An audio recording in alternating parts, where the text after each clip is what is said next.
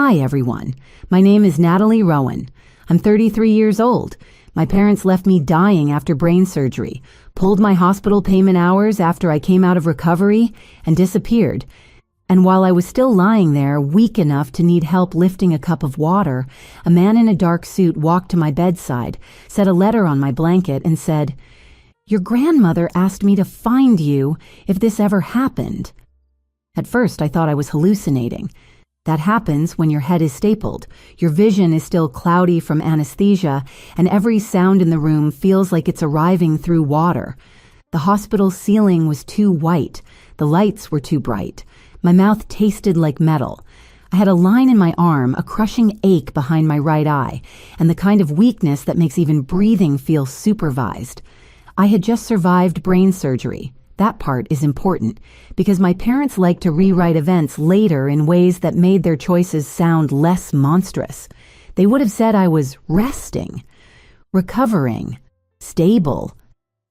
No, I was barely coherent, and they left anyway. The first sign something was wrong came from the nurses. Not what they said to me, what they said near me, in the kind of lowered voices people use when they think the patient is too medicated to understand. Payment authorization was reversed. By who? Her guarantors. After surgery? A pause, then the quiet answer. Apparently. I kept my eyes closed because that felt easier than opening them, easier than asking a question I already knew had only one answer. My parents had handled the billing. Not because I trusted them completely, because the surgery had been scheduled fast after my scans got worse, and my mother had stepped in with that brisk, competent tone she used when she wanted control to look like love. "Don't worry about paperwork, Natalie. Your father and I will take care of it." That was 2 days earlier. The morning of surgery, Mom kissed my forehead. Dad squeezed my shoulder. My younger brother Owen stood in the doorway scrolling on his phone, and my mother said, "He hates hospitals, don't take it personally." I remember trying to smile through the fear and saying, "I'm just glad you're all here." My mother answered, "Of course we are. We're family." Family. That word should have been engraved on the blade they used to cut me open. It would have been more honest than the bracelet around my wrist. I finally opened my eyes when one of the nurses came close enough for me to see the concern on her face. She was maybe in her 40s, kind eyes, tired posture. The sort of woman who had probably seen more family betrayals than the hospital brochure would ever admit. "Natalie?" she asked softly. My throat felt scraped raw. "Where are my parents?" She hesitated. That was enough. I swallowed and tried again. "Did they leave?" Her silence shifted into professionalism so fast it almost hurt more. "They're not here right now." "Did they pull the payment?" Another pause. Then she said very carefully, "The financial office is trying to reach the authorized parties." Authorized parties. My own life had been turned into a customer service phrase. I looked toward the door. No flowers, no mother, no father, no brother. Just a plastic water pitcher, a monitor beeping steadily beside me, and the awful realization that while I had been under anesthesia with my skull open, my parents had decided I was no longer worth covering. I wish I could say that realization shocked me. It did. But it did not come from nowhere. In my family, illness had always been treated like an inconvenience unless it belonged to the right child. When Owen broke his wrist at 14, my mother slept upright in a recliner beside his bed for 2 nights and told relatives he had been so brave. When I had migraines in college and started blacking out during finals, she told me not to be dramatic and asked if stress was making me attention-seeking. Even when the neurologist found the mass, my parents reacted like I had brought them an expensive scheduling conflict. Dad's first question was, "How long is recovery?" Mom's was worse. "Will this affect your ability to work long-term?" Not are you scared. Not are you in pain. Not thank God they found it. Just whether my damaged brain would become an inconvenience with overhead. The surgery happened fast. After that, the doctor said the pressure had increased. He wanted me admitted immediately. I called my parents from the hospital parking lot, hands shaking so hard I nearly dropped my phone. Mom arrived first with a tote bag, a sweater I hadn't asked for, and her public voice already turned on. Dad came later, carrying paperwork. I remember him flipping through the forms and saying, "Good thing your grandmother set aside money for emergencies." That line stayed with me, because Grandma had died 8 months earlier, and because her money had apparently become family language for whatever my parents wanted to touch next. Grandma June was the only person in my life who ever looked at me and saw the difference between being quiet and being weak. She used to say, "Your parents always mistake the child who asks for less as the child who deserves less." She said it once in her garden while pinching dead roses off a bush, like she was commenting on the weather. At the time, I laughed. I don't laugh at it anymore. By late afternoon, a woman from billing came into my room with a sympathetic smile and a clipboard she clearly hated carrying. She started with, "There's just a temporary issue," which is how people introduce disasters when they don't want your blood pressure monitor proving you heard them correctly. I was still trying to sit up when the door opened again. A man in a dark suit stepped inside, mid-60s, silver hair, black briefcase. The kind of calm expression people wear when they are about to confirm your life is not what the room has been telling you. He walked straight to my bedside, set a thick cream envelope on my blanket, and said, "Natalie Rowan, my name is Daniel Mercer. Your grandmother asked me to find you if this ever happened." The nurse from billing stopped talking. I stared at him. Not because I didn't understand the sentence, because some part of me did. Too quickly, too completely. As if my grandmother had been preparing for my parents to abandon me long before I was ready to admit she had reason to. I looked down at the envelope. My name was written across the front in Grandma's handwriting, and for the first time since waking up from surgery, I felt something stronger than pain. I felt dread with proof attached to it. The man in the dark suit did not ask if he could sit. He looked at the nurse first. Not rudely, not like he owned the room, just with the quiet authority of someone who understood that in a hospital, every sentence can become a record. "Before we discuss anything further," he said, "is Ms. Rowan medically cleared to make decisions?" The billing woman shifted beside the door. The nurse answered, "She's awake and oriented. Tired, but she understands." "Good," he said. Then he pulled the chair close to my bed, sat down, and placed a business card on the blanket beside the envelope. "Daniel Mercer, attorney at law, Estate and Trust Administration." I stared at the card because the letters were easier to look at than his face. "My grandmother is dead," I said. "I know," he replied gently. "I represented her for 19 years.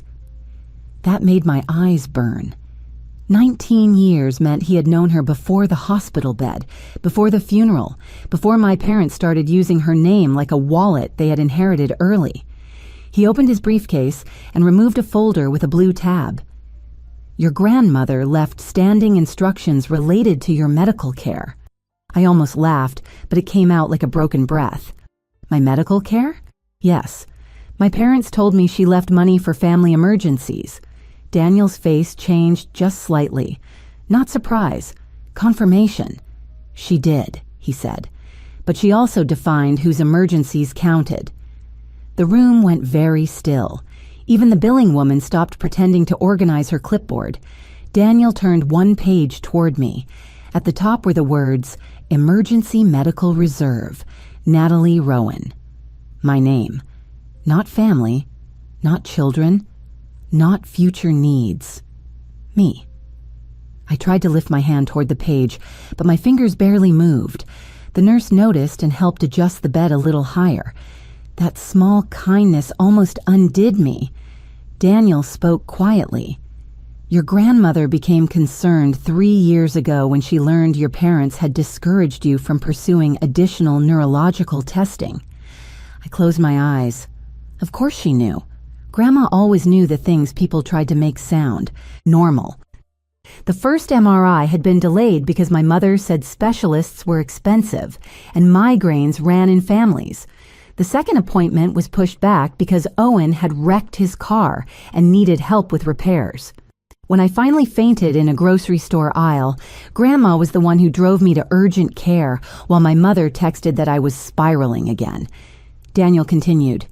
She told me, and I'm quoting her, "If Natalie ever needs real care, her parents will call it overreacting until the bill arrives.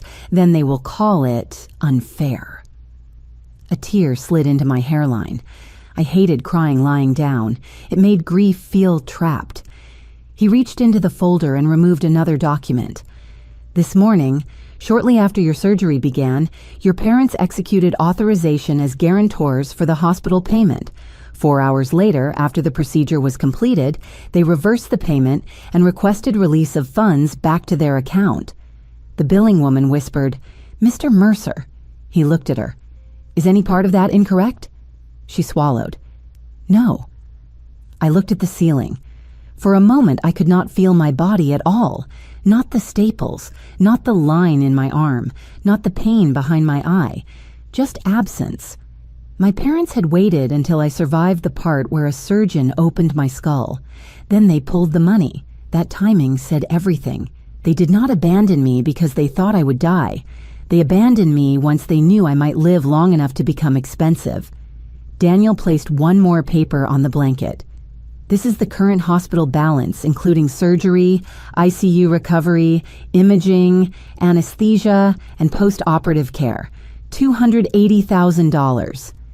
The number looked unreal, too large to belong to a human body. I whispered, "I can't pay that." "No," Daniel said, "you won't." I opened my eyes. He took a pen from his pocket, signed a document already prepared, and handed it to the billing woman. "Payment is being issued from the Rowan Medical Trust under Eleanor Hayes' instructions. The full $280,000 will be covered today. Any future communication regarding Ms. Rowan's balance comes through my office until she is discharged and represented." The billing woman looked relieved in the way people look when a disaster becomes someone else's department. She left quickly. The nurse stayed. I think she wanted to make sure I wasn't alone when the room finally understood what had happened. Daniel waited until the door closed. Then he touched the cream envelope with 2 fingers. "Your grandmother asked me to give you this before I explain anything else."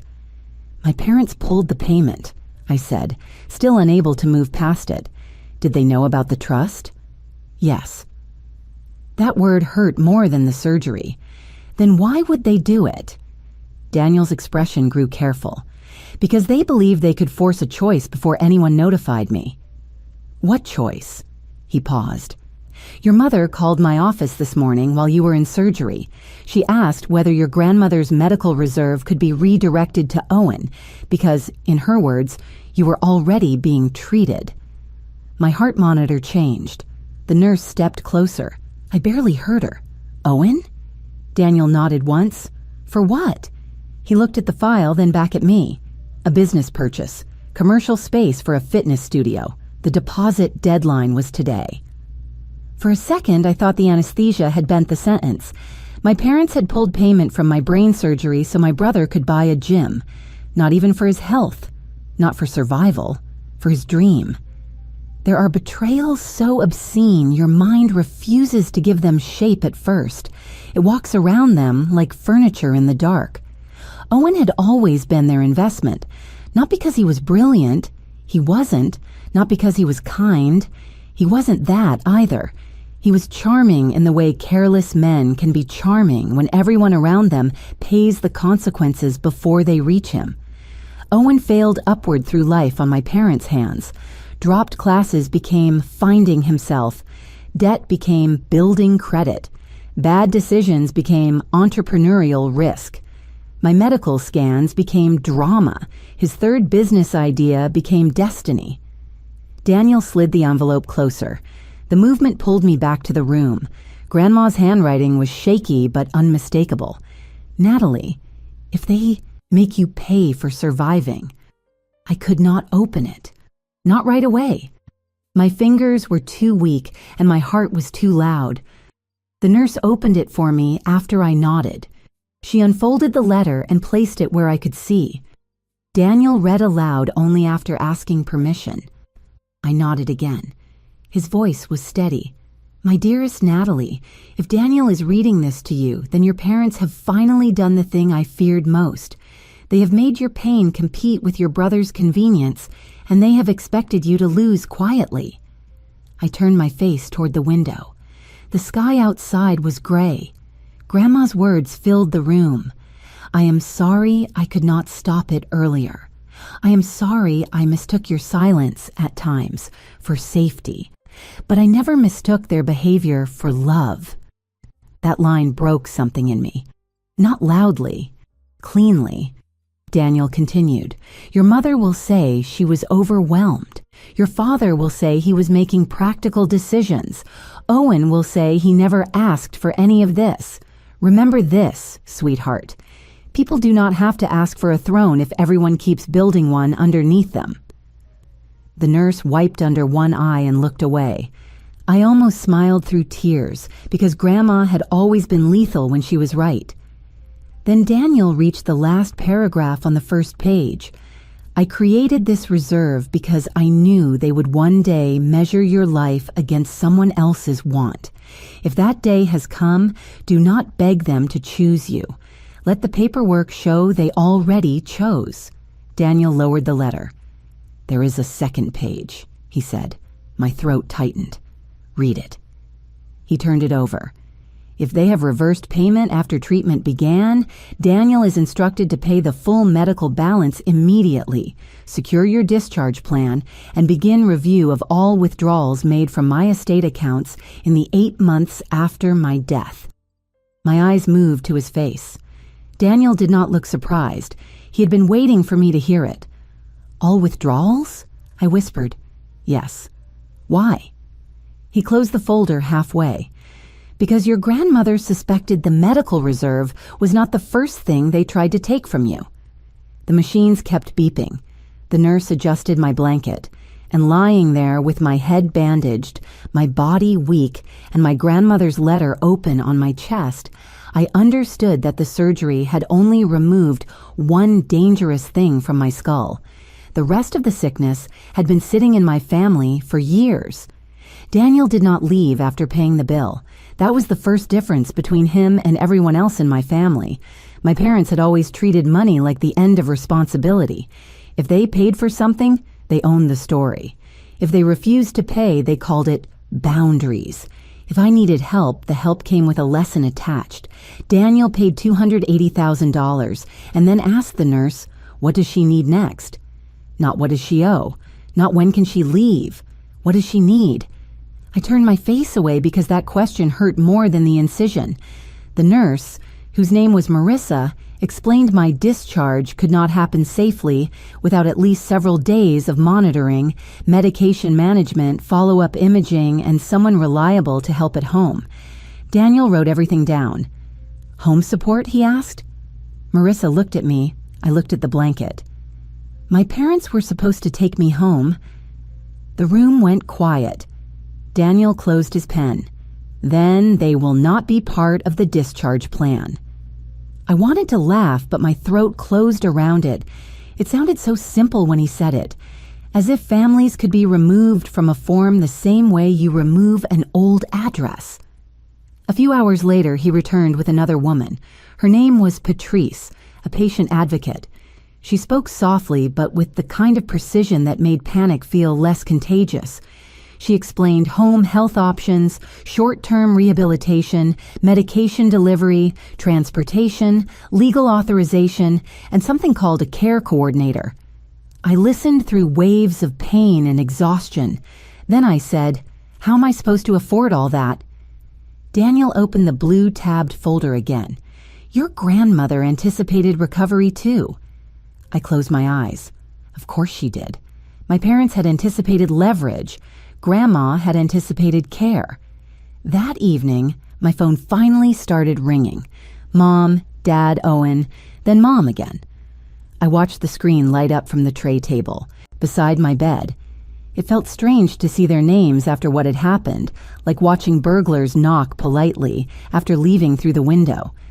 Daniel was still there, reviewing paperwork by the window. "Do you want to answer?" he asked. "No." The word came out faster than I expected. My mother sent a text at 7:22. "Natalie, call me before you let that lawyer confuse you." A second text followed. "We were trying to handle things as a family." Then Dad, "You don't know the whole situation." And finally Owen, "This is getting blown way out of proportion." That one made me stare. Blown out of proportion. My head had been opened. My parents had pulled payment. A lawyer had paid more than a house in some towns to keep me from being financially destroyed after surgery. And Owen thought the issue was proportion. Daniel asked permission before photographing the messages. I nodded. He sent them to himself, then said, "Your grandmother told me your brother would call harm inconvenience if it slowed him down." I whispered, "She knew him too. She knew all of you." That sentence should have comforted me. Instead, it made me grieve harder, because being known by the one person who protected you becomes complicated after she is gone. It is beautiful, yes, but it also leaves you staring at everyone who stayed and wondering why love was so difficult for them when she made it look obvious. The next morning, my parents came, not quietly. I heard my mother's voice in the hallway before the door opened. "I am her mother. She just had brain surgery. You cannot keep me from my daughter." Marissa stepped in first, her face carefully neutral. "Natalie, your parents are here. Do you want visitors?" That was the first time anyone asked me, not informed me, asked me. I looked at Daniel. He said nothing. That mattered. He did not push me toward forgiveness or drama. He waited for my answer like it belonged to me. I said, "They can come in if he stays." Marissa nodded. My mother entered wearing the same blue cardigan she had worn on surgery morning. It made me angry in a way I couldn't explain, as if continuity of clothing could pretend continuity of care. Dad came behind her, jaw tight. Owen hovered in the doorway, tan, healthy, expensive watch on his wrist, looking irritated to be inside a hospital for someone else again. Mom rushed to the bed. "Sweetheart." I flinched before I could hide it. She noticed. So did Daniel. Her face rearranged itself into hurt. "Natalie, don't look at me like that." I stared at her. "How should I look at you?" Dad stepped forward. "This has been a misunderstanding." Daniel stood from the chair. "No, it has been documented." Dad's eyes went to him. "And you are?" "Daniel Mercer, Eleanor Hayes' attorney." Mom's face went pale at Grandma's name, not with grief, with recognition. Owen frowned. "Why is Grandma's lawyer here?" I looked at him. "Because she knew." He gave a short laugh. "Knew what?" Daniel answered calmly. "That your parents might attempt to redirect Natalie's medical reserve toward you." Owen's mouth opened, then closed. My mother whispered, "That is not fair." I almost smiled. Fair. That word had been missing when they pulled the payment. Dad said, "We only paused it." Daniel opened the folder. "You reversed the authorization after surgery was completed." "We intended to fix it." "With what funds?" Daniel asked. Dad's face hardened. Mom started crying. "Your brother had a deadline, Natalie. He was going to lose the building." "The building," I repeated. My voice sounded distant. "You pulled payment from my brain surgery because Owen wanted a building." Owen snapped. "It wasn't like that." I turned my head toward him slowly. The movement hurt, but I wanted to see his face when I said it. "Then what was it like?" He looked at Mom. That was his answer. He had never needed to build his own defense. Someone always arrived with one. Daniel placed a copy of Grandma's letter on the tray table. Mom saw the handwriting and froze. Dad saw the legal header and went still. Owen saw nothing except that the room was no longer bending around him. Daniel said, "Eleanor instructed a review of estate withdrawals if this event occurred. That review has started. Mom's tears stopped. Completely. That scared me more than the crying. Dad said, "You have no authority to do that." "I have the authority your mother gave me," Daniel said. "And now that Natalie is alert, she can decide whether to cooperate with the review." All three of them looked at me. There it was. The old room, the old pressure, Mom's wet eyes, Dad's anger, Owen's wounded disbelief, the family waiting for me to make the painful thing easier by becoming reasonable again. My body was broken, my head was bandaged, my voice was barely stronger than breath. But I heard Grandma's line in my mind as clearly as if she were standing beside the bed. "Do not beg them to choose you. Let the paperwork show they already chose." I looked at Daniel. "What do you need from me?" Mom made a sound like I had slapped her. Daniel's voice stayed calm. Permission to request account records, hospital communications, and any estate disbursements made under the claim of family emergency. I looked back at my parents. Dad's face had changed. Mom's had emptied.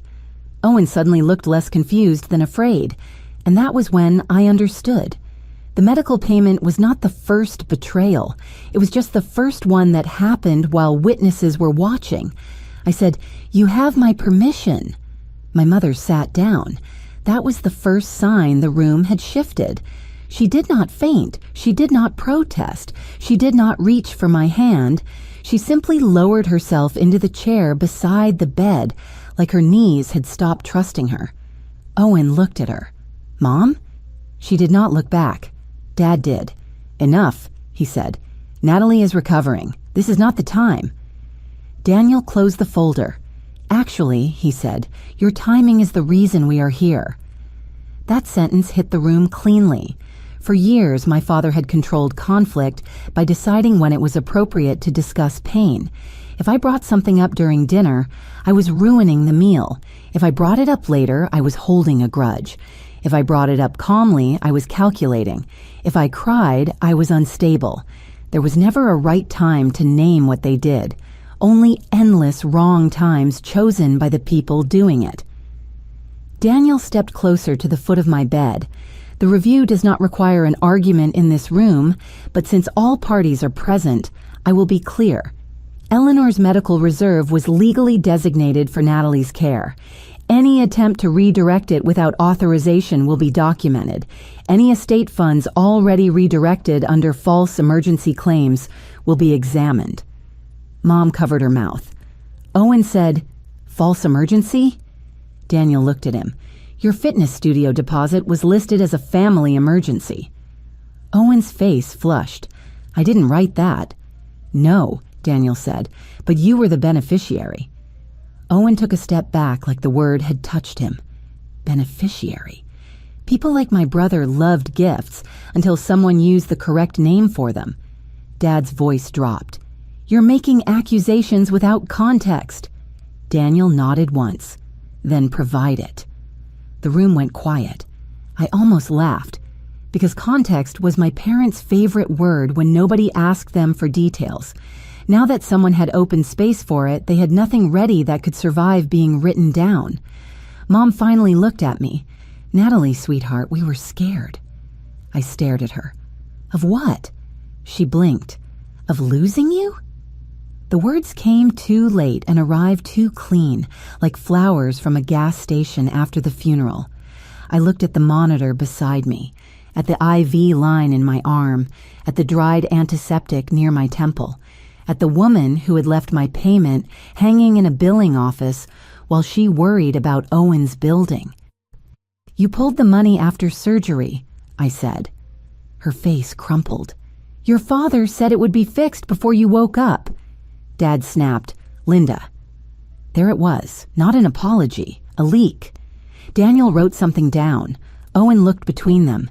"Wait, you said Natalie had already been covered." Nobody answered him. The silence did. For the first time, Owen was not just being protected by the lie. He was inside it, looking around. He turned to Dad.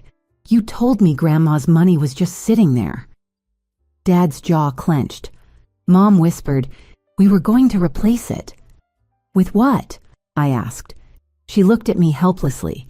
That helplessness made me colder than her excuses, because I had seen my mother become competent for Owen 1,000 times. She could find money, make calls, negotiate, pressure relatives, cry to the right person, flatter the next. She became helpless only when the person needing rescue was me. Daniel opened another section of the file. There are already preliminary concerns, he said.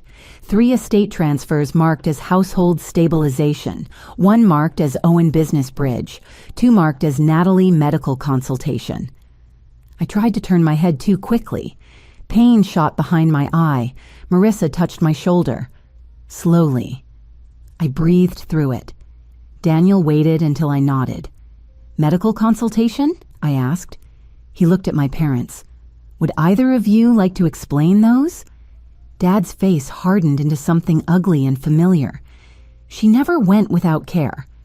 That was such a careful sentence. Not she received the money, not we spent it on her. She never went without care. Daniel turned one page. One of those transfers was made 2 weeks after Natalie canceled a neurologist appointment. I remembered that appointment. I had canceled it because Mom told me the insurance situation was messy, and I should wait until she sorted it out. Then Owen posted a picture from a new equipment expo in Denver. The memory arrived slowly. Then, all at once. That paid for his trip, I whispered. Owen's voice came small. What trip? The Denver expo, I said. He shook his head. Mom said Dad paid for that. Mom began crying again, but this time no one moved toward her. Not Dad, not Owen, not me. There are tears that ask for comfort and tears that reveal strategy.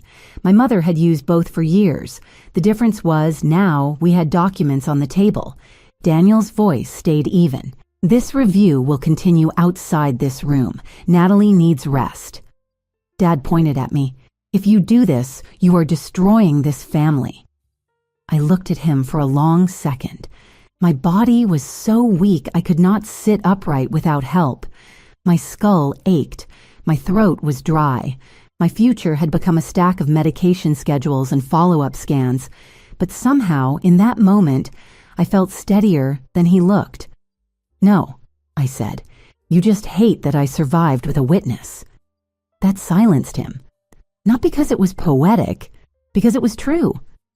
Marissa stepped forward. Visiting time is over. Mom stood slowly. Natalie, please. I closed my eyes, not because I was afraid of her, because I was done letting her face decide my guilt.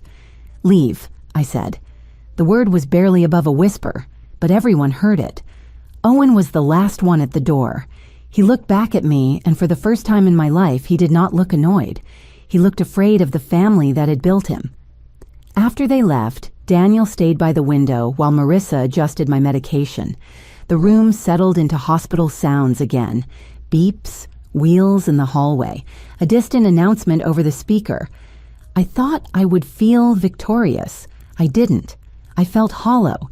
That is the part stories do not always explain.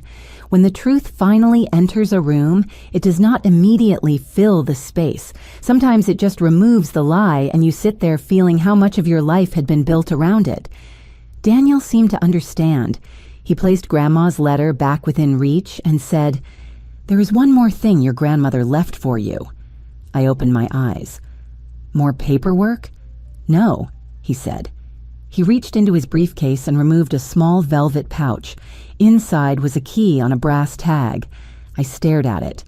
"What is that?" "Her cottage," he said. "She instructed that once you were medically stable, you were not to recover under your parents' roof." The key was small, ordinary, almost ridiculous against the size of everything else. But when Daniel placed it in my palm, I cried harder than I had all day.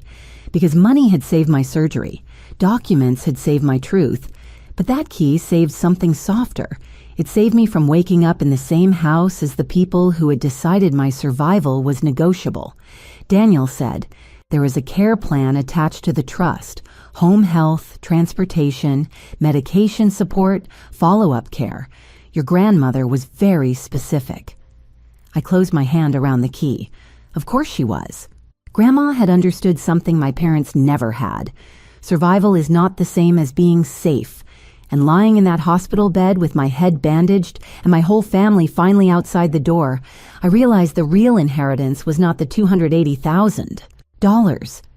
It was the first place I could heal without owing anyone my silence. I stayed in the hospital 9 more days. Not because the surgery went wrong, because for the first time, the people making decisions around me were not trying to get me out quickly enough to make me useful again.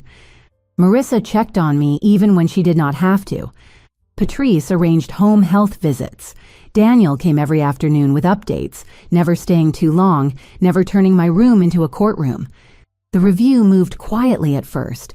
That was how Daniel preferred things. No dramatic threats, no shouting.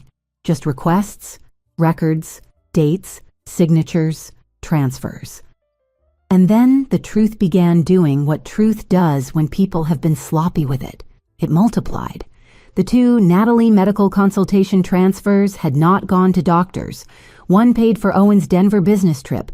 The other covered a deposit on equipment for the fitness studio he had not even opened yet.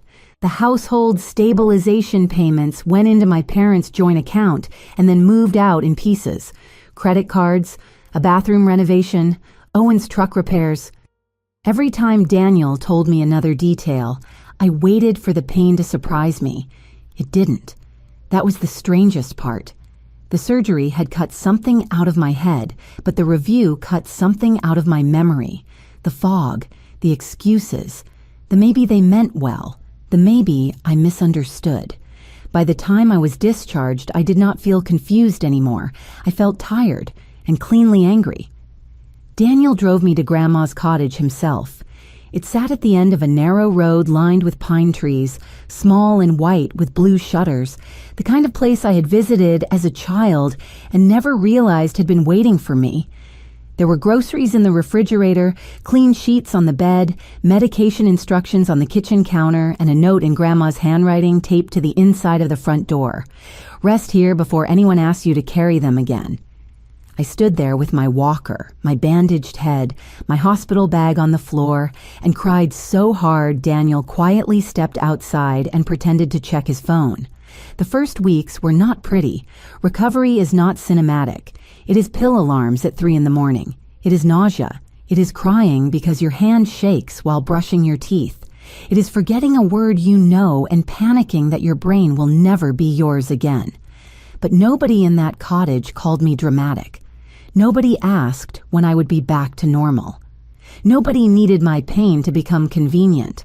A home health nurse came 3 times a week. Patrice handled appointments. Daniel handled the case. Grandma's trust paid for the care exactly as she had ordered. My parents tried to reach me constantly at first. Mom left voicemails that began with sobbing and ended with blame. Your father made the financial part sound temporary. You know I would never want you harmed. Owen was under so much pressure. Then, finally, one that told the truth by accident. Natalie, you have to understand. We thought you would be fine. I saved that one. Not because I needed it legally, because it was the whole family system in one sentence. They thought I would be fine. Fine enough to delay treatment. Fine enough to lose money. Fine enough to forgive. Fine enough to survive whatever they took. Because I always had. Daniel's review became formal after that. My parents were removed from every role connected to Grandma's estate. They were required to repay the misused funds to the trust, including the money redirected toward Owen's studio. The hospital matter never became a public trial, but it did become a permanent record in the estate file. Owen lost the building.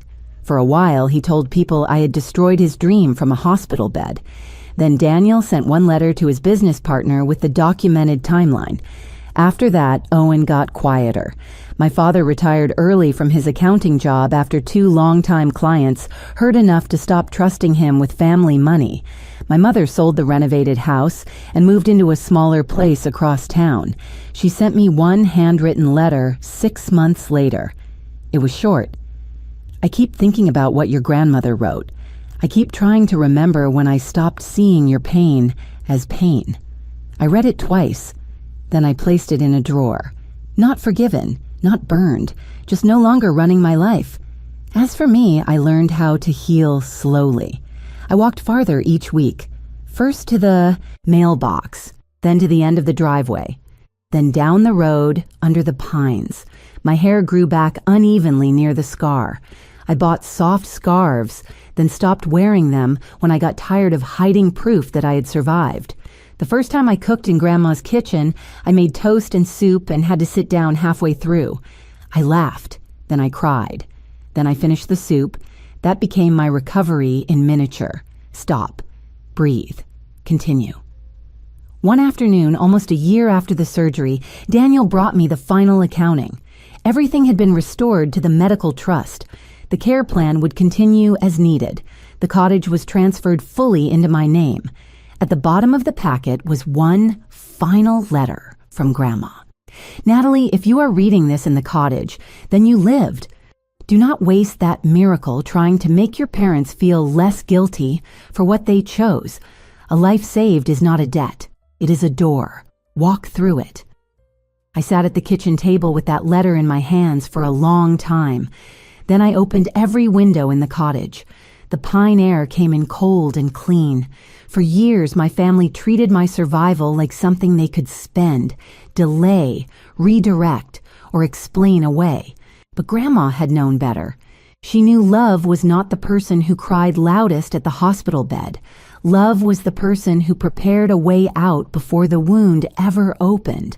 And in the end, my parents did not leave me dying. They left me exposed. Grandma left me protected. Thank you for being here. If you were in Natalie's place, would you ever answer your parents again after they pulled payment from your surgery to fund your brother's dream? And if your grandmother had left you proof, protection, and a place to heal, would you fight for the truth or disappear into peace? Tell me in the comments. And if this story stayed with you, please like the video and subscribe to the channel. I'd love to see you in the next one.